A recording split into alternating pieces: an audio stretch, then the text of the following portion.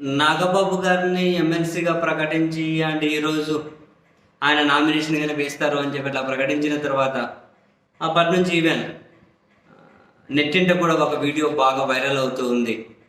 నాగబాబు గారి తమ్ముడు జనసేన అధ్యక్షుడు ఎవరైతే ఉంటారో ప్రస్తుత ఉప ముఖ్యమంత్రిగా ఉన్న వ్యక్తి మాట్లాడిన వీడియో అది.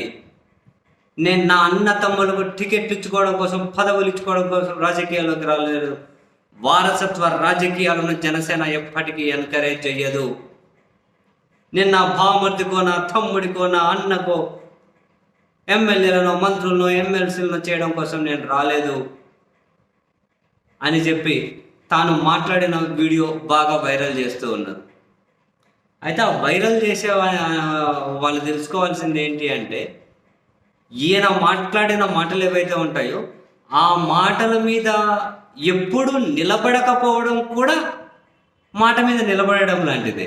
అంటే ఎప్పుడు నిలబడకపోవడం అది కంటిన్యూస్ ప్రాసెస్.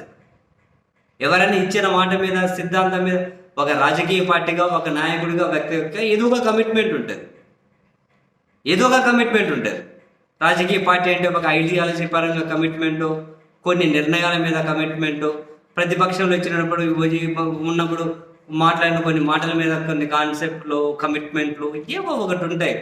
అలా ఆయనకు ఏమీ లేకుండా మొత్తం రాజకీయ జీవితం 15 ఏళ్ళ నుంచి చూడండి, అంటే ప్రజారాజ్యం నుంచి ఇప్పటి వరకు కూడా ఏ ఒక్క మాట మీద కూడా నిలబడకపోవడం తనలో ఉన్న స్పెషాలిటీ.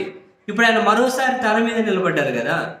వారసత్వ రాజకీయాల్లో మా అన్న తమ్ముడికి పదవులు ఇవ్వడం కోసం నేను రాలేదు అని ఒకే ఒక ఎమ్మెల్సీ వస్తే అది కూడా వాళ్ళ అన్నకే ఇచ్చేసి అదే తాను చెప్పిన మాట మీద మరోసారి నిలబడలేదు కదా. అదే ఆయన స్పెషల్ అబ్బా. ఇచ్చిన మాట మీద ఏ సందర్భంలోనూ నిలబడకపోవడం కూడా ఇట్స్ అన్ ఆర్ట్. మీరేం ఆర్టిస్ట్ని అవమానిస్తారా, ట్రోల్ చేస్తారా? ఒక్కొక్కరిని పంచలు ఊడదీసి కొడతా ఒక్కో కాంగ్రెస్ వాడిని అని చెప్పి అని మళ్ళీ చివరి కాంగ్రెస్లోనే విలీనం చేశారు.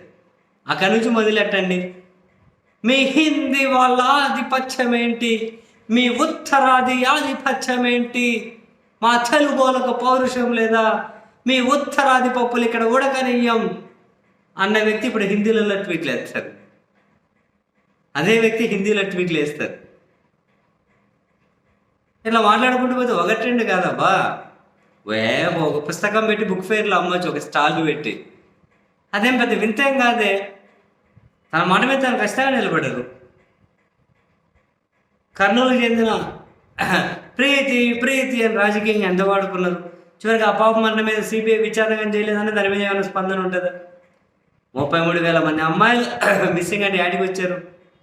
మిస్ అయిన వాళ్ళు మళ్ళీ ఆ ప్రస్తావన ఉంటుందా? ఇది ఒకటే కాదు, చె గువేరా నా ఇన్స్పిరేషన్ అని. ఇప్పుడు చె గువేరా గురించి ఏమైనా మాట్లాడతారు. ఇప్పుడు ఇన్స్పిరేషన్ ఎవరు? 14లో ఆయన ఎజెండా ఏంటి, 19లో ఎజెండా ఏంటి, ఆయన సిద్ధాంతం ఏంటి, బేసిక్గా ఒక నాయకుడిగా అనుకున్న కమిట్మెంట్ ఏంటి, ఆయన సిద్ధాంతం ఏంటి అసలు? ఒక సింగిల్ లైన్ ఎక్కడైనా పొలిటికల్గా కాదు, చాలా అంశాల్లో ఆయన ప్రామిస్ మీద నిలబడ్డట్లు మనకు కనిపించదు. మరి ఇప్పుడు ఇటువంటి వైరల్ చేసే ఏం ప్రయోజనం? మాట మీద నిలబడకపోవడం ఆయన స్పెషాలిటీ.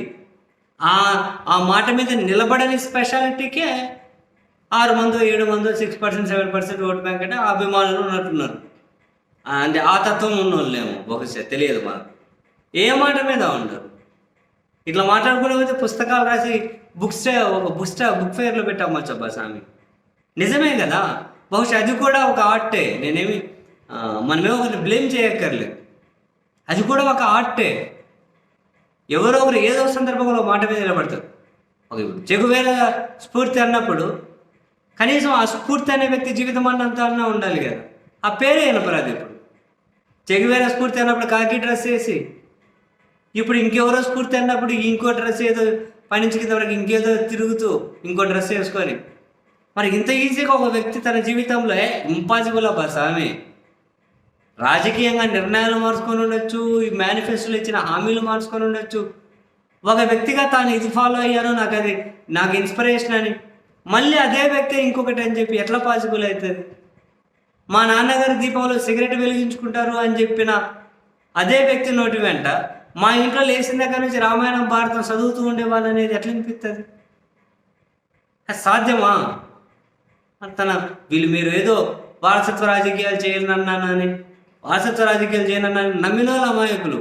ఎందుకంటే వీళ్ళన్న మెగాస్టార్ చిరంజీవి, వీళ్ళన్న ప్రజారాజ్యం పార్టీ అధ్యక్షుడు, మాజీ కేంద్ర మంత్రి.